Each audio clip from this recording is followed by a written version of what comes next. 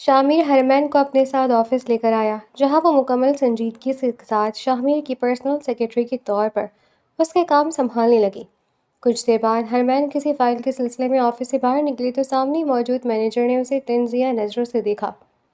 Manager نے آہستہ سے اپنے پاس کھڑے دوسرے ملازم سے کمنٹ کیا، دیکھو ذرا، چائے پلانے والی لڑکی نے راتوں رات باس سے شادی کر کے اپنی قسمت بدل لی۔ پیسہ اور عہدہ حاصل کرنے کے لیے کیا کیا پاپڑ بیلنے پڑتے ہیں۔ ہرمین پر اس طنز و تحقیر آمیز نظروں کا گہرا اثر ہوا۔ وہ اپنا ضبط کھو بیٹھنے کے خوف سے فوراً واپس شامر کے آفس میں داخل ہو گئی۔ شامر نے جیسے ہی اس کا اترا وہ چہرہ دیکھا، کام چھوڑ کر اس کی طرف متوجہ ہوا۔ کیا ہوا ہرمین، تم رو کیوں رہی ہو؟ کچھ بھی نہیں، ہرمین نے جلدی سے آنسو پوچھتے ہوئے انکار کیا۔ شامر صوفے سے اٹھ کر اس کے بالکل قریب آیا۔ اس نے نہایت نرمی سے ہرمین کی ٹھوڑی تھام کر اس کا چہرہ اوپر اٹھایا۔ کسی نے کچھ کہا ہے تم سے؟ شامر کا یہ نرم لہجہ سنتے ہی ہرمین کے ضبط کے بندھن ٹوٹ گئے اور اس کی آنکھوں سے مسلسل آنسو بہنے لگے۔ میں ایسی لڑکی نہیں ہوں شامر، میں نے یہ سب کچھ اپنی مجبوری میں کیا تھا اور یہ بات آپ اچھے سے جانتے ہیں، لیکن باہر کوئی نہیں جانتا۔ سب یہی سمجھتے ہیں کہ میں نے پیسوں اور اس عہدے کے لیے آپ کو اپنے جال میں پھنسایا ہے، ہرمین نے سسکتے ہوئے کہا۔ شامر کی آنکھوں میں شدید غصہ اتر آیا۔ یہ بکواس تم سے کس نے کی ہے؟ نام بتاؤ مجھے۔ ہرمین نے نفی میں سر ہلایا۔ کسی نے ڈائریکٹ نہیں کہا، لیکن ان کی نظریں، ان کا طنز سب یہی کہہ رہا تھا۔ ہرمین، میں پوچھ رہا ہوں کس نے کہا ہے؟ شامر نے سخت اور حتمی لہجے میں پوچھا۔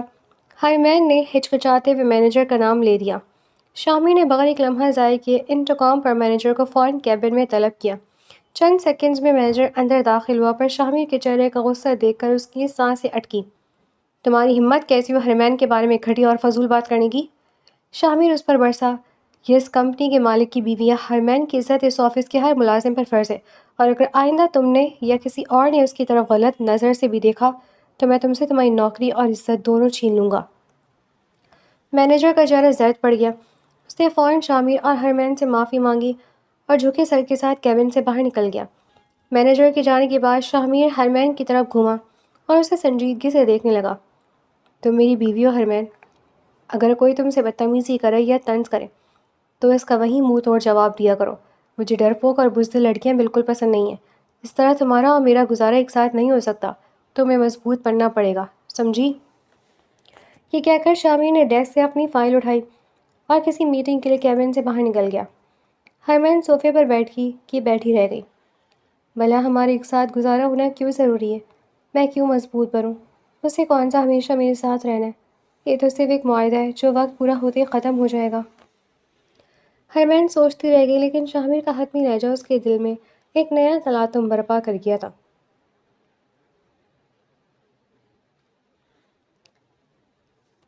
ادھام نے اپنے حصے کا بزنس سنبھال لیا تھا اور وہ دن رات اپنی آفس میں بہت دل جمعی سے اور محنت سے کام کر رہا تھا۔ شامر جان بوجھ کر اپنے کچھ پرانے اور بڑے کلائنٹس کو ادھام کی طرف ریفر کر رہا تھا، کیونکہ وہ اپنے بھائی کو کامیاب دیکھنا چاہتا تھا۔ تاہم آگے سارا کمال اور ادھام کی اپنی صلاحیت کا تھا۔ ادھام کے اٹیچ کیے ہوئے زبردست آئیڈیاز اور پریزنٹیشنز کلائنٹس کو اس قدر پسند آ رہے تھے کہ وہ فوراً اس کے ساتھ ڈیلز سائن کر رہے تھے۔ لیکن یہ بات ادھام کو بری طرح چبھ رہی تھی۔ اس کے اندر کی خودداری اور انا اسے بار بار کچوکے لگا رہی تھی کہ شاید وہ اپنے بل بوتے پر آگے نہیں بڑھ پا رہا، بلکہ شامر کی مہربانی سے اسے یہ سب مل رہا ہے۔ جب وہ کام سے فارغ ہوا تو شدید غصے اور جھنجھلاہٹ میں شامر کے آفس پہنچا، لیکن جیسے ہی اس نے شامر کے کیبن کا دروازہ کھولا، سامنے ہرمین کو بیٹھے دیکھ کر فوراً سیدھا ہو گیا۔ اس نے اپنے چہرے کا غصہ غائب کیا اور بہت نہایت شائستگی سے بولا، السلام علیکم بھابھی، کیسی ہیں آپ؟ ہرمین نے مسکرا کر گرم جوشی سے جواب دیا، وعلیکم السلام، آپ کیسے ہیں؟ میں بالکل ٹھیک ہوں۔ ادھام نے ہرمین سے بہت ادب اور احترام کے ساتھ بات کی۔ ہرمین کا نرم اور شائستہ رویہ دیکھ کر اس کا غصہ کافی حد تک ٹھنڈا ہو چکا تھا۔ اتنے میں شامر بھی آفس میں داخل ہوا۔ ادھام کو وہاں دیکھ کر وہ خوش دلی سے اس سے ملا، لیکن ادھام نے بغیر وقت ضائع کیے سیدھا مدعا اٹھایا، آپ یہ سب کیوں کر رہے ہیں؟ آپ مجھے کیوں سپورٹ کر رہے ہیں؟ کیا آپ یہ سمجھتے ہیں کہ میں خود اپنے بل بوتے پر آگے نہیں بڑھ سکتا؟ ادھام کی آواز میں تلخی تھی۔ شامر نے نفی میں سر ہلایا اور مسکراتے ہوئے بولا، تم غلط سمجھ رہے ہو ادھام، میں صرف کلائنٹس کو تمہارا ایڈریس دے کر بھیجتا ہوں، لیکن میں ان کے پیچھے پڑھ کر انہیں راضی نہیں کرتا کہ وہ تمہارے ساتھ ہی ڈیل کریں۔ وہ تمہارے آئیڈیاز، تمہاری محنت اور تمہاری ایبلٹی دیکھ کر تمہارے ساتھ کام کر رہے ہیں۔ یہ تمہاری اپنی کامیابی ہے۔ ادھام نے منہ موڑ کر کہا، مجھے آپ کی اتنی سپورٹ بھی نہیں چاہیے۔ شامر آگے بڑھا اور ادھام کا ہاتھ تھام کر اسے محبت سے سمجھانے لگا، ادھام، میں تمہارا بڑا بھائی ہوں اور تم سے بےحد محبت کرتا ہوں۔ تم مجھ سے ناراض ہو میں مانتا ہوں، لیکن باخدا مجھے تم پر اور ہادیہ پر ہمیشہ سے پورا بھروسہ تھا۔ اس وقت جو کچھ ہوا وہ صرف وقت کا تقاضا تھا۔ اگر ہادیہ کی شادی اس دن تم سے نہ ہوتی تو وہ ہمیشہ کے لیے رسوا ہو جاتی۔ اب وہ تمہاری بیوی ہے، تمہاری عزت ہے۔ اگر کوئی تمہارے نام سے کچھ کہتا بھی ہے تو تم اس کے شوہر ہو، اسے برا نہیں لگے گا۔ شامر نے اسے مزید سمجھاتے ہوئے کہا، اور جہاں تک بزنس کی بات ہے، میں تمہیں اپنی گود میں بٹھا کر آگے نہیں بڑھا رہا، میں صرف تمہیں راستہ دکھا رہا ہوں۔ اس راستے پر چل کر کامیابی تم خود حاصل کر رہے ہو۔ میری جگہ کوئی بھی بڑا بھائی ہوتا تو یہی کرتا، اس لیے اپنی خودداری کو اپنے ذہن پر سوار مت کرو۔ مجھے سب سے زیادہ خوشی اس دن ہوگی جب تم مجھ سے بھی بڑے بزنس مین بنو گے۔ بس اپنی محنت جاری رکھو۔ ادھام خاموشی سے اپنے بھائی کو دیکھتا رہا۔ شامر کی باتوں میں اتنی سچائی اور خلوص تھا کہ اس کے پاس کوئی جواب بھی نہ رہا۔ وہ خاموشی سے سر ہلا کر کیبن سے باہر نکل گیا۔ ادھام کے جانے کے بعد ہرمین مسلسل شامر کو عجیب نظروں سے دیکھ رہی تھی۔ شامر نے اس کی طرف دیکھا اور مسکرا کر پوچھا، کیا دیکھ رہی ہو ہرمین؟ ہرمین نے ہچکچاتے ہوئے پوچھا، یہ ہادیہ کون ہے؟ شامر نے پرسکون لہجے میں بتایا، ہادیہ میری کزن ہے۔ ہرمین نے کچھ سوچتے ہوئے کہا، کیا ہادیہ آپ کی ہونے والی بیوی تھی؟ شامر نے ہاں میں سر ہلایا۔ ہرمین نے بے چینی سے پہلو بدلا، پھر تھوڑی جھجک کے بعد بولی، میں ویسے پوچھنا تو نہیں چاہتی شامر، لیکن میں سچ میں جاننا چاہتی ہوں، کیا آپ نیلم کے ساتھ یہ سب کچھ کیوں کر رہے ہیں؟ آپ اسے اتنی اذیت کیوں دیتے ہیں اور اس سے اتنی چڑ کیوں رکھتے ہیں؟ شامر کے چہرے پر سنجیدگی چھا گئی۔ اس نے ہرمین کو نیلم اور اس کی ماں کی تمام تر چال بازیاں، مکاریاں اور اس رات ہادیہ اور ادھام کے ساتھ کی گئی گھناؤنی سازش کی پوری سچائی بتا دی۔ ہرمین یہ سب سن کر ششدر رہ گئی۔ اس کی آنکھیں حیرت سے کھلی کی کھلی رہ گئی۔ وہ دیکھنے میں تو بالکل ایسی نہیں لگتی۔ شامر نے تلخی سے ہنس کر کہا، وہ ایسی لگتی نہیں ہے ہرمین، لیکن حقیقت یہی ہے کہ وہ اور اس کی ماں ایسی ہی مکار ہیں۔ خیر، تم ان سب باتوں کے بارے میں زیادہ مت سوچو، تم صرف اپنے اور اپنے کام پر فوکس کرو۔ اگر تم ان حویلی کی الجھنوں میں پڑو گی تو خود بھی اسی میں الجھ کر رہ جاؤ گی۔ ہرمین نے خاموشی سے شامر کی بات مان کر سر ہلا دیا، لیکن اس کے دل میں شامر کے لیے عزت اور ہمدردی اور زیادہ بڑھ گئی تھی۔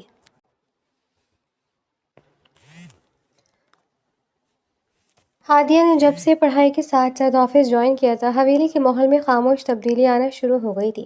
دادا جان جو پہلے کچھ کچھے کچھے رہتے تھے، اب روزانہ ہادیہ کے ساتھ ہی آفس جانے لگے تھے۔ ہادیہ کی محنت، سنجیدگی اور سیکھنے کا جذبہ دیکھ کر چچا جان کا رویہ ان کے ساتھ دن بدن بہت اچھا اور شفقت بھرا ہوتے جا رہا تھا۔ وہ آفس کی باریکیاں، بزنس کے داؤ پیچ اور فائدے بہت محبت سے ہادیہ کو سمجھانے لگے تھے۔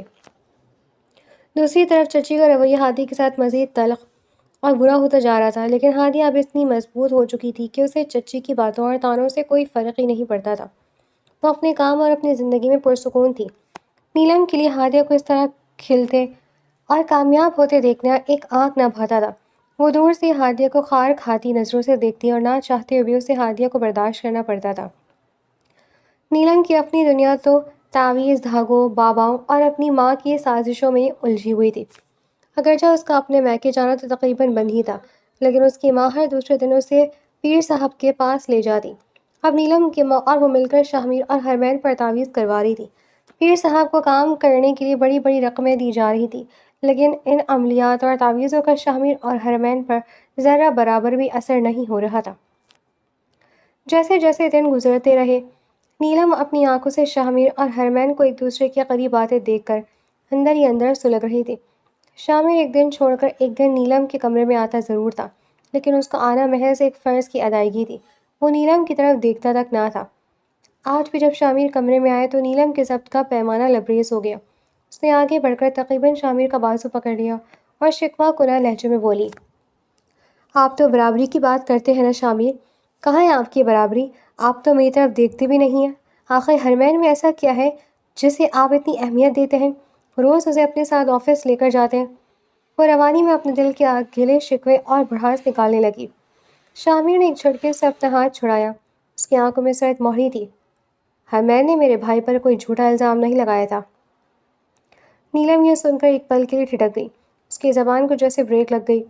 شاہمیر نے نفرت سے اس کی طرف دیکھا اور حقیقت سے پردہ اٹھاتے ہوئے بولا، تم یہ سمجھتی ہو کہ مجھے کچھ معلوم نہیں؟ سچ تو یہ نیلم کہ تم مجھے کبھی پسند ہی نہیں تھی، اور نے کہا کہ فوراً بعد جب میں نے تمہاری اور تمہاری ماں کی ان تمام تر انفارمیشن نکلوائی تو مجھے سب معلوم ہو گیا تھا کہ وہ تمام حرکتیں تمہاری ہی کی دھرائی تھی۔ تم نے اپنے مفاد کے لیے ہادیہ اور ادھام کو بدنامی کے دلدل میں دھکیل دیا۔ شاہمیر کا لہجہ اور سخت ہوتا گیا۔ محبت تو تم مجھ سے بھی نہیں کرتی ہو نیلم۔ تم صرف میری دولت، میری حیثیت اور اس حویلے کے ڈیزگنیشن سے محبت کرتی ہو، کیونکہ وہ سب اس وقت ادھام کے پاس نہیں تھا۔ اور اب یہ بات تمہاری انا اور ایگو پر لگ رہی ہے کہ میں نے تمہیں چھوڑ کر ہرمین سے محبت کر لی ہے، تو تم اس حسد کی آگ میں جلتی رہی ہو۔ شامر نے حتمیہ انداز میں کہا، جس دن تمہارا دل بھر جائے اور تمہیں لگے کہ تم تھک گئی ہو، مجھے بتا دینا، میں تمہیں فوراً ڈائیورس دے دوں گا۔ لیکن میں تمہارے ساتھ گزارا نہیں کر سکتا، ایک ایسی لڑکی کے ساتھ جس نے صرف پیسوں اور اسٹیٹس کے لیے مجھ سے شادی کی اور میرے بھائی کو پورے خاندان کے سامنے ذلیل و رسوا کر دیا۔ تم میرے دل میں کبھی جگہ نہیں بنا سکتی۔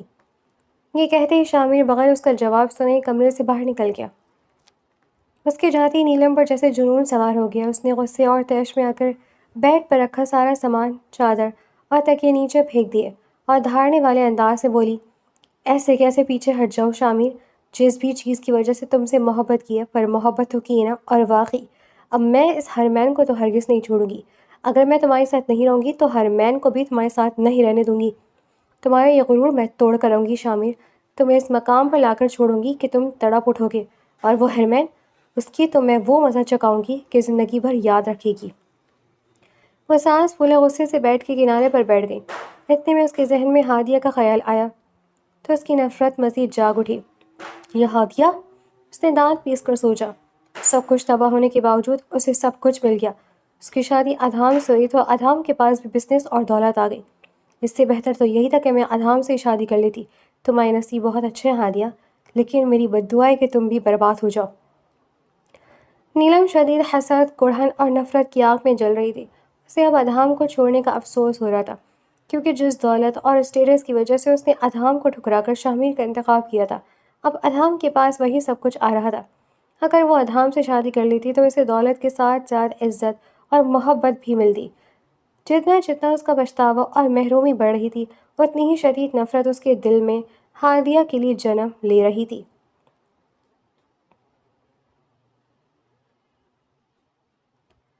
ہادیہ ڈیسک کے پاس فائلز کا جائزہ لے رہی تھی کہ کسی ضروری کام کے سلسلے میں ادھام کا وہاں سے گزر ہوا۔ چلتے چلتے اچانک ادھام کا ہاتھ ہادیہ سے ٹکرا گیا۔ ادھام وہیں رک گیا اور گہری نظروں سے ہادیہ کو دیکھنے لگا۔ ہادیہ نے صرف ایک سرسری نظر ادھام پر ڈالی اور بغیر کچھ کہے وہاں سے آگے بڑھنے لگی۔ ادھام نے اسے روکتے پوچھا، کیسی ہو؟ ہادیہ نے بے نیازی سے اپنے کندھے اچکائے۔ بالکل ٹھیک ہوں، نظر نہیں آ رہا آپ کو؟ ادھام نے جان پوچھ کر اس کے چہرے کے تاثرات کا جائزہ لیتے ہوئے کہا، آج کافی اداس لگ رہی ہو۔ ہادیہ نے ٹھہر کر ادھام کو گھورا اور سخت لہجے میں کہا، میں کیوں اداس لگوں گی؟ میں بہت خوش ہوں۔ ادھام کے لبوں پر ہلکی سی مسکراہٹ ابھری۔ چلو پھر ساتھ چل کر کافی پیتے ہیں۔ ہادیہ نے فوراً انکار کر دیا، میں بہت مصروف ہوں، مجھے ابھی بزنس کی فائلز دیکھنی ہیں۔ یہ کہتی ہادیہ وہاں سے نکل گئی۔ ادھام کافی دیر تک اس کے جانے والے راستے کو دیکھتا رہا اور پھر دھیرے سے مسکرا دیا۔ رات کے وقت ہادیہ حویلی کی بالکنی میں اکیلی بیٹھی اداسی سے چاند کو تک رہی تھی۔ اس کی آنکھوں میں نمی تہ رہی تھی اور دیکھتے ہی دیکھتے ایک آنسو گال پر ڈھلک گیا۔ اتنے میں دادا جان آ کر اس کے برابر میں بیٹھ گئے۔ انہوں نے ہادیہ کے چہرے پر چمکتی نمی دیکھی تو فوراً فکر مندی سے رونے کی وجہ پوچھی۔ ہادیہ نے جلدی سے اپنے آنسو صاف کیا اور بات ٹالنے کی کوشش کی، لیکن دادا جان نے شفقت سے پوچھا، تم ادھام کی وجہ سے رو رہی ہو نا؟ آج آفس میں تم ادھام سے ملی تھی؟ ہادیہ نے فوراً نفی میں سر ہلایا۔ میں ادھام کے لیے کیوں رہوں گی دادا جان؟ دادا جان نے مسکرا کر کہا، اچھا، میں سمجھا شاید ادھام کی وجہ سے رو رہی ہو۔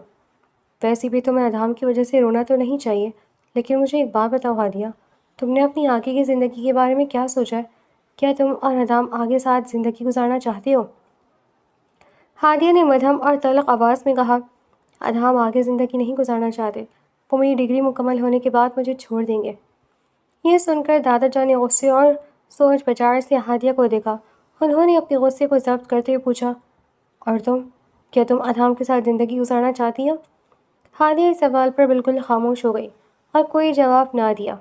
جب دادا جان نے دوبارہ زور دے کر پوچھا تو ہادیہ خود دائی سے بولی، میں کیوں گزارنا چاہوں گی؟ میں اتنی گری پڑی نہیں ہوں کہ جب سامنے والا میرے ساتھ زندگی نہیں گزارنا چاہتا تو میں اس کے پیچھے پڑی رہوں۔ دادا جان نے سنجیدگی سے کہا، ٹھیک ہے، پھر میں ادھام سے ڈائیورس کی بات کرتا ہوں۔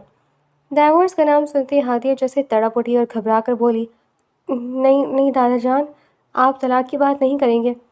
دادا جان نے اس کی تڑپ کو جانچتی ہوئی نظروں سے دیکھا اور نرمی سے کہا، ٹھیک ہے، میں کوئی بات نہیں کروں گا۔ ہادیہ نے نظریں جھکا کر ہچکچاتے ہوئے کہا، میں چاہتی ہوں کہ یہ طلاق کا گناہ، جو کہ اللہ کے نزدیک سخت ناپسندیدہ عمل ہے، میری طرف سے پہل میں نہ ہو۔ میں انتظار کر لوں گی، جب ادھام نے طلاق دینی ہوگی وہ خود دے دیں گے۔ یہ کہتی ہادیہ مزید کسی سوال کے ڈر سے فوراً وہاں سے اٹھ کر چلی گئی۔ دوسری طرف دادا جان کے چہرے پر دھیمی مسکراہٹ پھیل گئی۔ انہیں مکمل اندازہ ہو چکا تھا کہ ہادیہ ادھام کو پسند کرنے لگی ہے اور اس سے محبت کرتی ہے، لیکن ساتھ ہی انہیں ادھام پر شدید غصہ بھی آیا کہ وہ ان کی اتنی پیاری اور معصوم پوتی کو اتنا رلا رہا ہے۔ دادا جان نے دل ہی دل میں سوچا، اگر ادھام اس سے نہیں رکھنا چاہتا تو اس رشتے کو ختم کریں تاکہ میری پوتی کو سکون مل سکے۔ پھر انہوں نے سنجیدگی سے خود سے عہد کیا، اب تمہارا فیصلہ میں خود کروں گا ادھام۔ اگلے دن دادا جان سیدھے شامیر کے آفس پہنچے۔ شامیر ان کی اچانک آمد پر تعظیم سے کھڑا ہو گیا۔ دادا جان نے صوفے پر بیٹھ کر نہایت سنجیدہ اور سخت لہجے میں بات شروع کی، شامیر، میں تم سے ادھام کے بارے میں بات کرنے آیا ہوں۔ تم ادھام سے کہو کہ وہ ہادیہ کو طلاق دے دے۔ اگر وہ اسے اپنی زندگی میں نہیں رکھنا چاہتا تو یوں رشتہ لٹکانے کا کوئی فائدہ نہیں۔ تعلیم مکمل ہونے کا انتظار کر کے مزید 3 سال بعد اگر وہ ہادیہ کو چھوڑے گا تو اس میں صرف ہادیہ کا نقصان ہوگا، عمر نکل جائے گی اس کی۔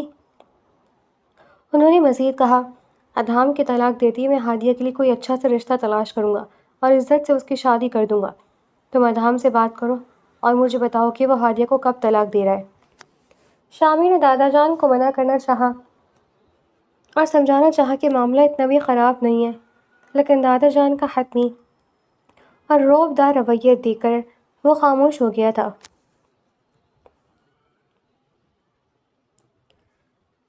دادا جان کے جانے کے بعد شامیر نے فوراً ادھام کو فون کیا اور اسے اپنے آفس بلایا۔ ادھام جیسے ہی آفس آیا، شامیر نے اسے سامنے بیٹھنے کا کہا اور دادا جان کی تمام گفتگو اس کی گوش گزار کر دی۔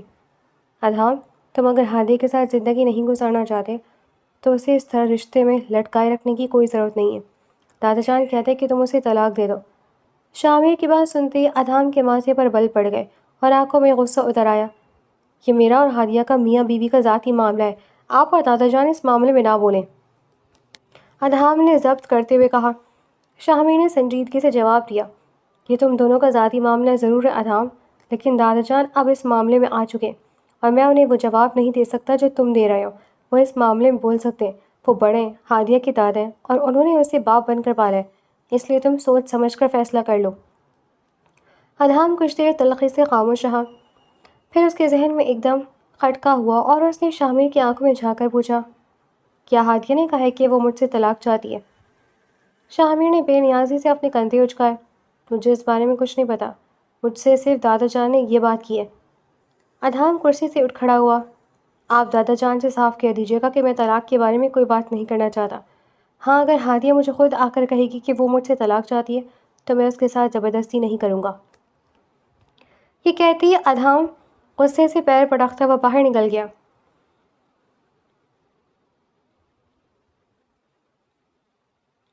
گھر پہنچ کر ادھام اپنے کمرے میں مسلسل ادھر سے ادھر ٹہل رہا تھا۔ طلاق کا لفظ اس کے ذہن پر ہتھوڑے کی طرح برس رہا تھا اور اسے غصہ بھی آ رہا تھا۔ طلاق کی بات بیچ میں کہاں سے آ گئی؟ میں تو دن رات خود کو صرف ہادیہ کے لیے کامیاب کروں تاکہ اسے وہ تمام خوشیاں اور عزت دے سکوں جس کی وہ حقدار ہے۔ اس نے لمبی لمبی سانس اور گہری گہری سانسیں لی اور اپنے حواس اور غصے کو بحال کیا۔ اب ہادیہ جو چاہے گی وہی ہوگا، اس نے دل ہی دل میں سوچا۔ اسے اپنے دل کی گہرائیوں میں پورا یقین تھا کہ ہادیہ اسے محبت کرتی ہے اور وہ اسے چھوڑنے کا فیصلہ کبھی بھی نہیں کر سکتی۔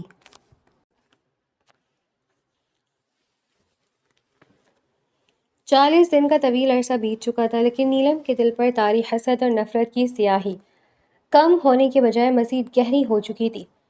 شامر اور ہرمین کے درمیان بڑھتی ہوئی نزدیکیاں نیلم کے وجود میں روز ایک نئی آگ بھڑکا دیتی تھی۔ صبح کا وقت تھا جب ہرمین مسکراتے ہوئے کچن میں آئی۔ وہ شامر کے لیے ناشتہ بنانے میں مصروف ہو گئی۔ وہ آٹا گوندھ کر پیڑا بنا ہی رہی تھی کہ نیلم دھیمے اور ظاہری مٹھاس بھرے لہجے میں کچن میں داخل ہوئی۔ کیا ہو رہا ہے یہاں؟ نیلم نے بڑی مصنوعی پیار سے پوچھا۔ ہرمین نے نیلم کی طرف دیکھ کر معصومیت سے مسکراتے ہوئے جواب دیا، میں شامر کے لیے پراٹھا بنا رہی ہوں۔ نیلم نے آبرو جھکا کر تنزن کہا، لیکن شامر تو یہ سب روغنی چیزیں نہیں کھاتا، تمہیں اتنا بھی نہیں معلوم؟ ہرمین کی مسکراہٹ اور گہری ہو گئی۔ نہیں، آج انہوں نے خود مجھ سے کہا ہے کہ وہ میرے ساتھ ہی پراٹھا کھائیں گے۔ یہ سنتے ہی نیلم کے اندر حسد کا جوالا مکھی پھٹ پڑا۔ وہ ضبط کے گھونٹ پیتی ہوئی روٹی بیلتی ہرمین کے بالکل قریب آ کھڑی ہوئی۔ اچھا ہرمین، نیلم نے ہرمین کے بالکل پاس آ کر دھیمی آواز سے پوچھا، ذرا مجھے بھی تو بتاؤ یہ پراٹھا تم اتنے شوق سے کیسے بناتی ہو؟ ہرمین نے سادہ دلی سے مسکرا کر ابھی بتانا شروع ہی کیا تھا کہ نیلم کا چہرہ ایک دم درندگی میں بدل گیا۔ اس سے پہلے کہ ہرمین کچھ سمجھ پاتی، نیلم نے جھپٹ کر ہرمین کا نازک ہاتھ مضبوطی سے پکڑا اور جلتے ہوئے دہکتے توے پر رکھ کر زور سے دبا دیا۔ آہ! ہرمین کی دردناک چیخیں پورے گھر کی دیوار سے ٹکرا کر گونج اٹھی۔ جلتی ہوئی جلد کی بو اور بے پناہ تکلیف سے ہرمین کی آنکھوں سے آنسوں کا سیلاب رواں ہو گیا۔ وہ ہاتھ چھڑانے کی تڑپتی ہوئی کوشش کر رہی تھی، لیکن نیلم وحشیانہ نفرت سے اسے گھورتے ہوئے اس کا ہاتھ توے پر دبائے جا رہی تھی۔ کیا ہو رہا ہے یہاں؟ اسی پل شامر کچن میں داخل ہوا۔ سامنے کا خوفناک منظر دیکھ کر اس کا خون کھول اٹھا۔ وہ غصے اور طیش میں پاگل ہو گیا۔ شامر نے ایک ہی دھکے میں نیلم کو پیچھے دھکیلا اور تڑپتی ہوئی ہرمین کا ہاتھ فوراً ٹھنڈے پانی کے نلکے کے نیچے کر دیا۔ ہرمین درد سے بری طرح کانپ رہی تھی اور اس کا پورا وجود سسکیوں سے ہل رہا تھا۔ دوسری طرف نیلم کے چہرے پر خوف کی بجائے زہریلی اور فاتحانہ مسکراہٹ تھی۔ وہ مسکراتی نظروں سے شامر کو دیکھ رہی تھی۔ شامر کا ضبط جواب دے گیا۔ اس کی آنکھیں سرخ ہو چکی تھیں۔ وہ خونخوار شیر کی طرح نیلم کی طرف بڑھا، اس کا کلائی سے ہاتھ جکڑا اور اسے کھینچ کر جلتے ہوئے توے کی طرف لے جانے لگا۔ چھوڑو مجھے شامر، نیلم چیخنے لگی۔ شامر نیلم کا ہاتھ توے پر جلانے والا تھا کہ شدید تکلیف کے باوجود ہرمین ان کے بیچ میں آ گئی۔ اس نے اپنے دوسرے ہاتھ سے شامر کو پیچھے دھکیلا اور لرزتے ہوئے جسم کے ساتھ اس کے آگے حائل ہو گئی۔ نہیں شامر، خدا کے لیے نہیں۔ ہرمین نے روتے ہوئے شامر کا بازو پکڑا اور اسے پیچھے ہٹایا۔ شامر کا غصہ ساتویں آسمان پر تھا، لیکن ہرمین کی التجا اور اس کی تکلیف دیکھ کر وہ نیلم کو چھوڑ کر ہرمین کو کچن سے باہر لے آیا۔ وہ اسے سیدھا گاڑی میں بٹھا کر ڈاکٹر کے پاس لے گیا۔ ڈاکٹر نے ہرمین کے جلتے ہوئے ہاتھ پر مرہم پٹی کی اور دوا دی۔ واپس آتے ہوئے پوری راہ شامر کا غصہ کم نہیں ہوا تھا۔ اس سے رہا نہ گیا تو ہرمین پر برستے ہوئے بولا، تم نے مجھے کیوں روکا ہرمین؟ اس عورت نے تمہارا ہاتھ جلایا۔ اگر آج میں اس کا ہاتھ جلا دیتا تو اسے سبق ملتا، اس کی عقل ٹھکانے آ جاتی۔ ہرمین نے بھیگی آنکھوں سے شامر کی طرف دیکھا اور دھیمے نرم لہجے میں بولی، شامر، کسی کی نفرت کو ہم نفرت سے ختم نہیں کر سکتے۔ اگر ہم بھی وہی کریں گے جو وہ کرتے ہیں تو ہم میں اور ان میں کیا فرق رہ جائے گا؟ برائی کا جواب برائی نہیں ہوتا۔ شامر نے ہرمین کی بات سن کر خاموشی سے اپنے لب بھیج لیے۔ اس کے پاس ہرمین کی اس بے لوث فطرت اور اعلیٰ ظرفی کا کوئی جواب نہیں تھا۔ اس کے دل میں ہرمین کے لیے احترام، محبت اور ایک عجیب سی عقیدت لہرانے لگی۔ وقت خاموشی سے گزرتا رہا۔ شامر کی روح میں ہرمین اس حد تک بس چکی تھی کہ وہ آہستہ آہستہ وہ تمام باتیں بھولنے لگا جو ان کی شروعات کا حصہ تھی۔ وہ بھول گیا کہ یہ شادی صرف ایک کانٹریکٹ تھی، ایک وقتی شادی تھی جو ایک دن ختم ہونی تھی۔ وہ اب ہرمین کے ساتھ ہر لمحہ بے حد خوش رہنے لگا تھا، اس کی ہر چھوٹی بڑی بات کا خیال رکھتا۔ ہرمین بھی شامر کی اس بے پناہ توجہ اور محبت میں خود کو محفوظ اور خوش محسوس کرتی تھی، لیکن اس کی خوشیوں کے پیچھے ایک خاموش خوف ہمیشہ سایہ بن کر منڈلاتا رہتا کہ کسی دن شامر اسے اپنا معاہدہ یاد کر کے چھوڑ نہ دے۔ اس دن کے واقعے کے بعد سے شامر نے نیلم کے کمرے کی طرف جانا بالکل بند کر دیا تھا۔ وہ ہرمین کے ساتھ ہی رہتا اور اس کا بے حد خیال رکھتا۔ شامر کی مکمل بے نیازی نیلم کو غصہ اور حسرت مزید بڑھا رہی تھی۔ اس کا بس نہیں چل رہا تھا کہ وہ ہرمین کا نام و نشان مٹا دے۔ ایک صبح نیلم ہرمین سے پہلے خاموشی سے اٹھی اور کچن میں جا پہنچی۔ اس نے ہرمین کو جان سے مارنے کی بدتر نیت سے چولہے کا نوب کھول کر گیس آن کر دی اور گیس کا سلنڈر بھی کھول کر چھوڑ دیا۔ پورے کچن میں زہریلی گیس بھرنے لگی۔ نیلم ایک شیطانی مسکراہٹ کے ساتھ واپس اپنے کمرے میں جا کر لیٹ گئی اور ہرمین کی کچن میں جانے کا انتظار کرنے لگی۔ لیکن قدرت کو کچھ اور ہی منظور تھا۔ ہرمین کی جگہ کچن میں سب سے پہلے نیلم کی ماں داخل ہوئی۔ وہ صبح صبح خاموشی سے حویلی میں آئی تھی کیونکہ پیر صاحب کا دیا ہوا ایک نیا تعویذ لائی تھی جسے وہ ہرمین کے آٹے میں ملانا چاہتی تھی۔ نیلم نے تو اب تعویذوں پر یقین چھوڑ دیا تھا کیونکہ اسے یہ سب بیکار لگ رہا تھا، لیکن اس کی ماں کا جنون ختم نہیں ہوا تھا۔ کچن میں داخل ہو کر گیس کی بو محسوس کیے بغیر انہوں نے سوچا، نیلم کے لیے چائے بنا لیتی ہوں، یہ بچی خوش ہو جائے گی، کل رات بھی بہت پریشان تھی۔ یہ سوچتے ہوئے جیسے ہی انہوں نے چائے بنانے کے لیے لائٹر جلا کر چولہے کے قریب کیا، خوفناک اور زوردار دھماکہ ہوا۔ دھماکے کی شدید آواز سے پوری حویلی کانپ اٹھی۔ شامر اور ہرمین ہڑبڑا کر بستر سے اٹھے اور بدحواسی میں باہر بھاگے۔ حویلی کے تمام ملازمین، دادا جان، ہادیہ اور چچا جان بھی دھماکے کی آواز سن کر لاؤنج میں جمع ہو گئے۔ کچن سے آگ کی اونچی لپیٹیں اور سیاہ دھواں نکل رہا تھا۔ دوسری طرف نیلم اپنے کمرے میں اطمینان سے بیٹھی مسکرا رہی تھی۔ خس کم جہاں پاک، چلو اب ہرمین کا باپ ہمیشہ کے لیے بند ہوا۔ وہ انتہائی پرسکون انداز میں فتح کے تاثرات چہرے پر سجائے کمرے سے باہر نکلی، لیکن جیسے ہی اس کی نظر لاؤنج پر پڑی، اس کے پاؤں تلے سے زمین نکل گئی۔ ہرمین اور شامر بالکل صحیح سلامت محفوظ وہاں کھڑے تھے۔ نیلم کو لگا شاید کوئی ملازمن کچن میں گئی ہوگی اور حادثے کا شکار ہو گئی ہوگی۔ وہ اب بھی حالات کی سنگینی سے بے خبر تھی۔ اتنے میں شور اور چیخ و پکار کے درمیان کسی ملازم نے روتے بتایا، کچن میں کوئی ملازم نہیں، بڑی بیگم صاحبہ تھی۔ یہ سنتے ہی نیلم پر جیسے قیامت ٹوٹ پڑی، اس کا دماغ سن ہو گیا۔ ماں! نیلم پاگلوں کی طرح چیختی ہوئی چلتے ہوئے کچن کی طرف بھاگی اپنی ماں کے وجود کو بچانے کے لیے۔ وہ دھواں دھار دہکتی ہوئی آگ میں کودنے ہی والی تھی کہ شامر نے جلدی سے آگے بڑھ کر اسے مضبوطی سے جکڑا اور پیچھے دھکیلا۔ چھوڑو مجھے شامر، چھوڑو مجھے، میری ماں اندر ہے، اماں! نیلم بدحواس ہو کر چیخ رہی تھی، تڑپ رہی تھی اور شامر کی گرفت سے نکلنے کے لیے ناخن مار رہی تھی، لیکن بہت دیر ہو چکی تھی۔ نیلم کی ماں، جو دوسروں کے لیے کھودے گئے گڑھے میں خود جا گری تھی، وہی موقع پر ہی دم توڑ چکی تھی۔ نیلم کی اپنی سازش اپنی ہی ماں کی دردناک موت کا سبب بن چکی تھی۔ نیلم کی ماں کے انتقال کے بعد حویلی کی فضا بالکل بدل گئی۔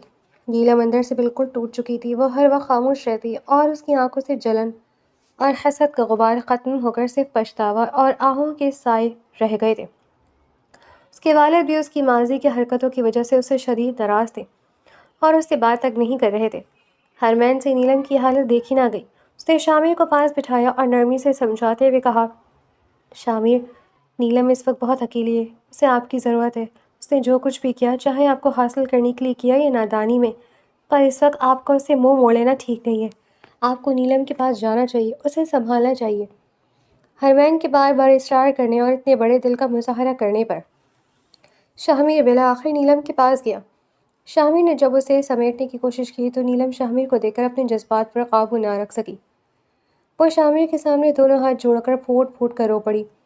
مجھے معاف کر دو شامر، خدا کے لیے مجھے معاف کر دو۔ نیلم نے سسکتے ہوئے اپنے تمام گناہوں کا اعتراف کرنا شروع کر دیا۔ وہ گیس جو کچن میں کھلی تھی، وہ میں نے ہرمین کے لیے کھولی تھی۔ میں اسے ختم کرنا چاہتی تھی، لیکن وہ سب میری ماں کے ساتھ ہو گیا۔ میں ہی اپنی ماں کی قاتل ہوں شامر۔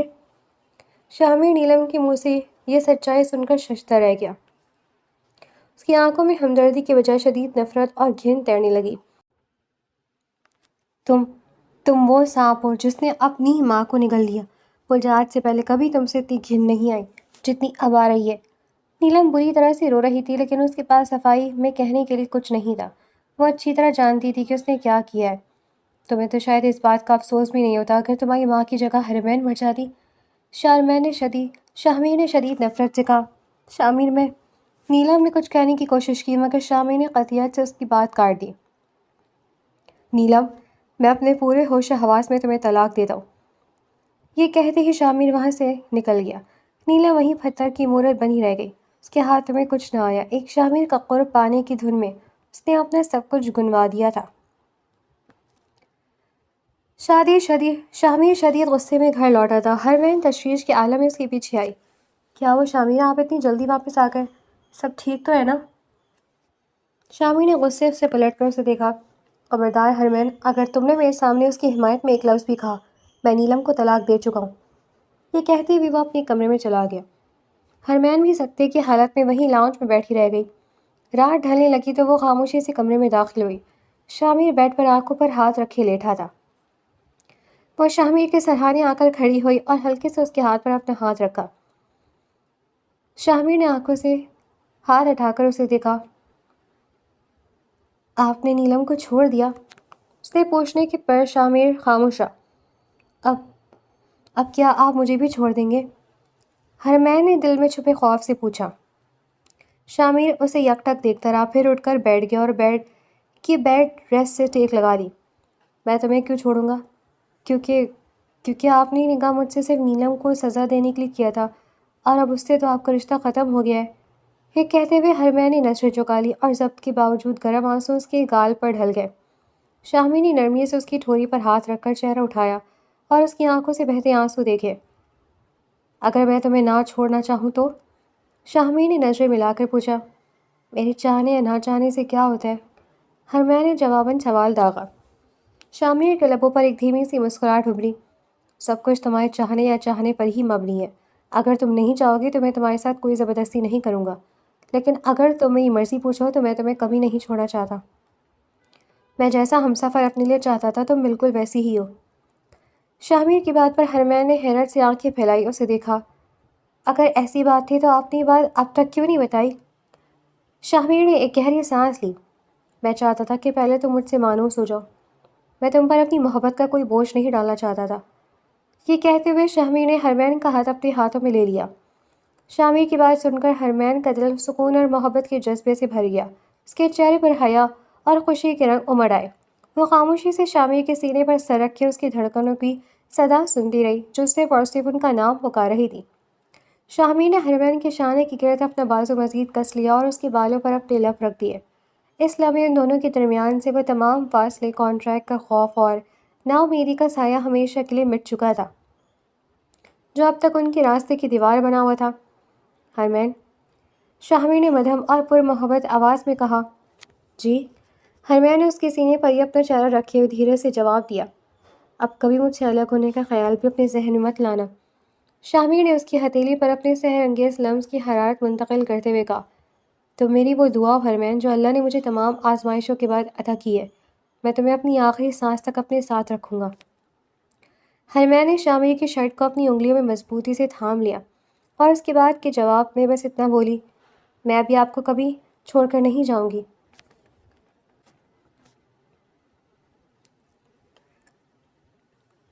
دوسری طرف اپنے میکے کے ویران کمرے میں نیلم فرش پر زانوں کے بل بیٹھی بت بنی دیوار کو تکیے جا رہی تھی۔ اس کے گالوں پر آنسوؤں کے نشان سوکھ چکے تھے اور دل بالکل بنجر ہو چکا تھا۔ شامیر کے بولے گئے طلاق کے الفاظ اس کے سماعتوں میں ہتھوڑوں کی طرح برس رہے تھے۔ اس کی اپنی انا، حسد اور گناہوں نے اس سے اس کا سب کچھ چھین لیا تھا۔ اس کی ماں، اس کی عزت، اس کی محبت اور اس کا سہاگ۔ اس نے سوچا تھا کہ وہ شامیر کو پا لے گی، ہرمین کو برباد کر دے گی، لیکن انجام یہ ہوا کہ وہ خود اپنے ہی کھودے ہوئے گڑھے میں گر کر مکمل طور پر تباہ ہو چکی تھی۔ پچھتاوے کی وہ آگ جو اس کے اندر جل رہی تھی اب زندگی بھر اس کا مقدر بن چکی تھی۔ شامیر سے طلاق کے بعد نیلم کی حالت دن بدن بگڑتی جا رہی تھی۔ وہ حویلی کے کونے میں پڑی رہتی، نہ کچھ کھاتی پیتی اور نہ کسی سے بات کرتی۔ اس کے چہرے کی رنگت زرد پڑ چکی تھی اور آنکھوں کے گرد سیاہ حلقے گہرے ہو گئے تھے۔ پچھتاوے اور ندامت کی آگ نے اسے جسمانی اور ذہنی طور پر بالکل توڑ کر رکھ دیا تھا۔ ایک ہفتے بعد نیلم کے والد دادا جان کے سامنے آ کر بیٹھے۔ ان کے چہرے پر گہری تشویش اور باپ کی ممتا کا درد صاف جھلک رہا تھا۔ تم نے کچھ سوچا ہے؟ دادا جان نے نیلم کی گرتی ہوئی صحت کا ذکر کرتے ہوئے غمگین لہجے میں پوچھا۔ نیلم کی حالت ٹھیک نہیں لگ رہی۔ چچا جان نے ایک ٹھنڈی آہ بھری اور اپنی بھیگی ہوئی آنکھوں سے دادا جان کی طرف دیکھا۔ ابا جان، نیلم کی ذہنی اور جسمانی حالت بالکل ٹھیک نہیں ہے۔ وہ دن بدن بیمار اور کمزور ہوتی جا رہی ہے۔ میں نے فیصلہ کیا کہ میں اسے لے کر امریکہ منتقل ہو رہا ہوں۔ دادا جان نے حیرت سے انہیں دیکھا۔ میں اپنی بیوی کو تو کھو چکا ہوں ابا جان۔ چچا جان کی آواز رند گئی۔ وہ جیسی بھی تھی اس سے جو بھی گناہ اور غلطیاں سرزد ہوئیں اس کی سزا اس نے پالی اور وہ اس دنیا سے چلی گئی، لیکن میں اب اپنی بیٹی کو نہیں کھو سکتا۔ نیلم میرے پاس میرا آخری اثاثہ ہے، میرا واحد اثاثہ ہے۔ اگر وہ یہاں اسی ماحول میں رہی تو پچھتاوے کی یہ آگ اسے ختم کر دے گی۔ اس کے علاج اور بہتری کے لیے میرا اسے لے کر امریکہ جانا ہی واحد حل ہے۔ دادا جان نے غم محسوس کرتے ہوئے ان کے شانے پر ہاتھ رکھا اور شفقت سے سر ہلا دیا۔ تم بالکل ٹھیک کہہ رہے ہو، ایک باپ ہونے کے ناطے تمہاری فیصلہ بالکل درست ہے۔ اللہ نیلم کو صحت دے اور تم دونوں کے لیے آسانیاں پیدا کرے۔ اسی شام چچا جان نیلم کو ساتھ لیے ایئرپورٹ کے لیے روانہ ہو گئے۔ گاڑی میں بیٹھی نیلم نے ایک آخری بار حویلی کے در و دیوار کو دیکھا۔ اس کی آنکھوں سے خاموش آنسو بہہ نکلے۔ وہ اپنے تمام حسد، غرور اور تلخیوں کا نچوڑ پیچھے چھوڑ کر ایک نئے اور گمنام سفر پر امریکہ کی طرف روانہ ہو گئی۔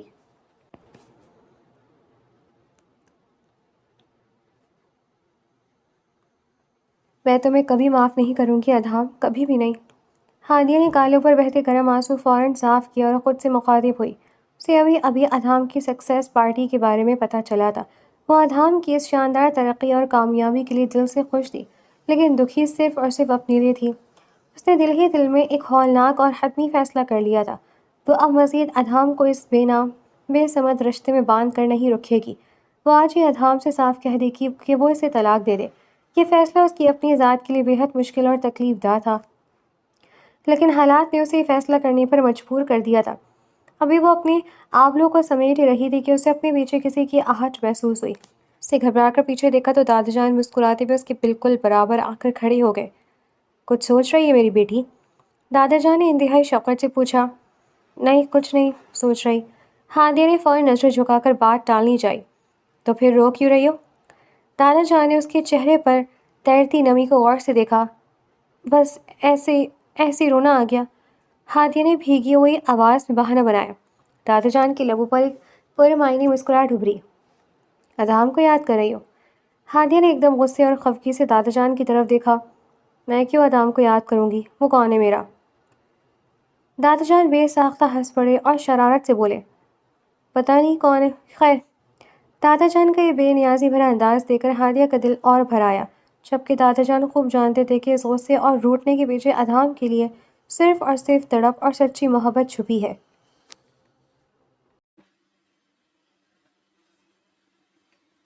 ادھام کی بہترین کارروائی کامیابی پر ایک گرانٹ کا اہتمام کیا گیا تھا، لیکن ہادیہ وہاں جانے سے سخت ہچکچا رہی تھی۔ دادا جان نے اس کے سر پر شفقت سے ہاتھ رکھا اور زبردستی اسے ساتھ چلنے کا کہا۔ ہادیہ، تمہیں اس پارٹی میں ضرور چلنا چاہیے۔ اگر تم نہیں جاؤ گی تو ادھام یہی سمجھے گا کہ تم اندر سے کمزور پڑ گئی ہو اور تمہارے لیے اس کا سامنا کرنا مشکل ہو رہا ہے۔ دادا جان کی بات مان کر ہادیہ تیار ہوئی اور ان کے ساتھ ہال میں داخل ہوئی۔ ہال روشنیوں سے جگمگا رہا تھا۔ نیلم بھی ایک کونے میں خاموش کھڑی تھی۔ دوسری طرف شاہمیر اور ہرمین ایک دوسرے کے ساتھ کھڑے بے حد خوش اور مسکرا رہے تھے۔ نیلم نے ان دونوں کو دیکھا اور اس کے چہرے پر کسی جلن کے بجائے پچھتاوے، ندامت سے بھری نم ناک مسکراہٹ ابھری۔ ادھام ابھی تک نہیں آیا تھا اور ہادیہ کا دل بے چینی کے مارے بار بار گھبرا رہا تھا۔ اس کا دل کر رہا تھا کہ وہ ابھی یہاں سے بھاگ جائے کہ اتنے میں ہال کے مرکزی دروازے پر ہلچل مچی۔ ادھام اندر داخل ہوا۔ وہ اس قدر حسین، دلکش اور روب دار لگ رہا تھا کہ پورے ہال کے لڑکیوں کی نگاہیں اس کے چہرے پر آ کر ٹھہر گئی، بالکل ویسا ہی شاہکار نوجوان جیسا ہادیہ نے اپنے خواب میں دیکھا تھا۔ ادھام کی نظر سیدھی ہادیہ پر جمی اور وہ چلتا ہوا سیدھا اس کی طرف آنے لگا۔ ہادیہ گھبرا کر دائیں بائیں دیکھنے لگی۔ یہ میری طرف کیوں آ رہے ہیں؟ کیا ہو رہا ہے انہیں؟ ادھام بالکل ہادیہ کے سامنے آ کر رکا۔ اس نے مسکراتے ہوئے ہادیہ کا نازک ہاتھ اپنے ہاتھ میں لے لیا۔ ہادیہ کا سانس اٹک گیا۔ اس نے ہڑبڑا کر کہا، ادھام، یہ کیا کر رہے ہیں آپ؟ سب دیکھ رہے ہیں۔ ادھام کے لبوں پر دل فریب سی مسکراہٹ پھیلی۔ دیکھنے دو، میری بیوی ہو تم، سب دیکھتے رہے، مجھے ذرا فرق نہیں پڑتا۔ اگلے ہی سیکنڈ ہال کی تمام لائٹس آف ہو گئیں اور صرف ایک اسپاٹ لائٹ ان دونوں پر آ کر ٹھہر گئی۔ ادھام نے سب کے سامنے مسکراتے ہوئے گھٹنے ٹیک دیے اور ہادیہ کے سامنے بیٹھ کر اسے دلکش انداز میں پرپوز کیا۔ ہادیہ کی آنکھوں سے خوشی اور ہلکی سی ناراضگی کے آنسو ڈھلک پڑے۔ اس نے منہ دوسری طرف پھیر لیا۔ ادھام کھڑا ہوا اور اس کی آنکھوں کے آنسو صاف کرتے ہوئے نرمی سے بولا، ہادیہ، میں صرف اس وقت کا انتظار کر رہا تھا کہ اتنا کامیاب ہو جاؤں کہ تمہیں عزت کے ساتھ حاصل کر سکوں۔ میں تمہیں اپنے ساتھ ایسی حالت میں نہیں باندھنا چاہتا تھا کہ تمہیں محرومیوں کا سفر کرنا پڑے۔ یہ سن کر ہادیہ رو پڑی۔ ادھام نے اسے خود سے لگا کر چپ کروایا۔ پورا ہال تالیوں سے گونج اٹھا اور تمام لوگ انہیں مبارکباد دینے لگے۔ اتنے میں ادھام نے مائک پر اپنے ولیمے کی تاریخ کا بھی اعلان کر دیا۔ سب ابھی اس خوشی میں شریک تھے کہ شاہمیر نے مائک اپنے ہاتھ میں لیا اور سب کو متوجہ کرتے ہوئے بلند آواز میں کہا، ایک اور گڈ نیوز، ادھام کے ساتھ میرا بھی ولیمہ ڈیسائیڈ ہوا ہے۔ میرا اور ہرمین کا بھی ولیمہ ہوگا۔ شامر نے کہا تو پورا ہال تالیوں سے گونج اٹھا تھا۔ دادا جان نے ان دونوں جوڑوں کا ولیمہ طے کر دیا تھا۔ ٹھیک 2 ہفتے بعد وہ حسین شام بھی آ پہنچی جب دونوں کی محبت کو باضابطہ نام ملنا تھا۔ ولیمہ کا یہ گرینڈ فنکشن شہر کے سب سے بڑے اور عالیشان شادی ہال میں منعقد کیا گیا تھا۔ ہال کے باہر پھولوں کی طویل آرائش اور چمکتی ہوئی لائٹس دور سے ہی اپنی طرف متوجہ کر رہی تھی۔ اندر کا ماحول انتہائی دلکش اور پروقار تھا۔ مہمانوں کی آمد کا سلسلہ جاری تھا اور ہر خاص و عام اس جوڑے کی خوشی میں شریک ہونے کے لیے پرجوش تھا۔ جیسے ہی مرکزی دروازے پر شہنائی کی مدھم دھن کے ساتھ اعلان ہوا، تمام حاضرین کی نگاہیں دروازے کی طرف اڑ گئیں۔ ادھام اور ہادیہ کا جوڑا جب ہال میں داخل ہوا تو ایسا لگا جیسے زمین پر چاند اتر آیا ہو۔ ادھام نے کلاسیکی بلیک کلر کا شاہانہ شیروانی سوٹ پہن رکھا تھا جس پر باریک ہینڈ میڈ کڑھائی کی گئی تھی۔ اس کے چہرے کا اعتماد، وقار اور دل فریب مسکراہٹ ہال میں موجود ہر شخص کو سحر زدہ کر رہی تھی۔ ہادیہ نے اس خاص دن کے لیے گہرے سرخ اور مرچنٹ شیڈ کا انتہائی خوبصورت عروسی جوڑا منتخب کیا تھا جس پر سنہری تار اور زردوزی کا کام اس کی خوبصورتی میں 4 چاند لگا رہا تھا۔ اس کے نازک چہرے پر جھجک اور حیا کی وہ ہلکی سی سرخی تھی جو دلوں کو موہ لیتی ہے۔ ادھام نے انتہائی محبت اور حفاظت بھرے انداز میں ہادیہ کا ہاتھ اپنے ہاتھ میں تھام رکھا تھا۔ وہ آہستہ آہستہ چلتے ہوئے اسٹیج کی طرف بڑھ رہے تھے۔ جب دونوں خوبصورت اور منقش صوفے پر بیٹھے تو سب نے دل کھول کر تالیاں بجائیں اور پھولوں کی پتیاں نچھاور کی۔ ادھام نے جھک کر ہادیہ کے کان میں دھیمی آواز میں کہا، آج میری زندگی کا سب سے حسین دن ہے کیونکہ میری کائنات آج مکمل ہو گئی ہے۔ ہادیہ نے شرما کے نظریں جھکا لی اور اس کے لبوں پر اب بے ساختہ مسکراہٹ پھیل گئی۔ اس کی خوبصورت تقریب کا دوسرا بڑا مرکز نگاہ شاہمیر اور ہرمین کا جوڑا تھا۔ چونکہ شاہمیر نے بھی اسی تقریب میں اپنے ولیمے کا اعلان کیا تھا، اس لیے دونوں خاندانوں نے مل کر اس خوشی کو ایک ڈبل جشن میں بدل دیا تھا۔ ہرمین نے اس تقریب کے لیے پسٹل پنک اور سلور کمبینیشن کا لہنگا پہن رکھا تھا جو ہلکی اور نفیس جویلری کے ساتھ اس کی شخصیت کو اور بھی پرکشش بنا رہا تھا۔ ان کے چہرے پر ایک پرسکون اور طمانینت بھری خوشی تھی جو ان کی اندرونی خوشحال زندگی کا پتہ دے رہی تھی۔ شاہمیر نے سفید رنگ کی شلوار قمیض پر میرون ویسٹ کوٹ زیب تن کی ہوئی تھی۔ جب شاہمیر اور ہرمین نے اسٹیج پر آ کر ادھام اور ہادیہ کو گلے لگایا تو ماحول میں جذباتی کیفیت پیدا ہو گئی۔ شاہمیر نے آگے بڑھ کر ادھام کو مبارکباد دی اور دبی آواز میں کہا، بھائی مجھے معاف بھی کر دینا اور آج میری نئی زندگی کی شروعات میں ساتھ بھی دینا۔ ادھام نے بڑا دل دکھاتے ہوئے شاہمیر کی طرف مضبوطی سے گلے لگا لیا جس سے پرانی تمام تلخیاں ہمیشہ کے لیے ختم ہو گئیں۔ ہرمین نے آگے بڑھ کر ہادیہ کا ہاتھ اپنے دونوں ہاتھوں میں تھام لیا اور آنکھوں میں نمی کے ساتھ بولی، ہادیہ تم نے بہت صبر کیا، اللہ نے تمہارے صبر کا بہت پیارا صلہ دیا ہے۔ ہادیہ نے مسکرا کر ہرمین کو گلے سے لگا لیا۔ ان لوگوں نے اپنی نئی زندگی کی خوبصورت شروعات کر دی تھی۔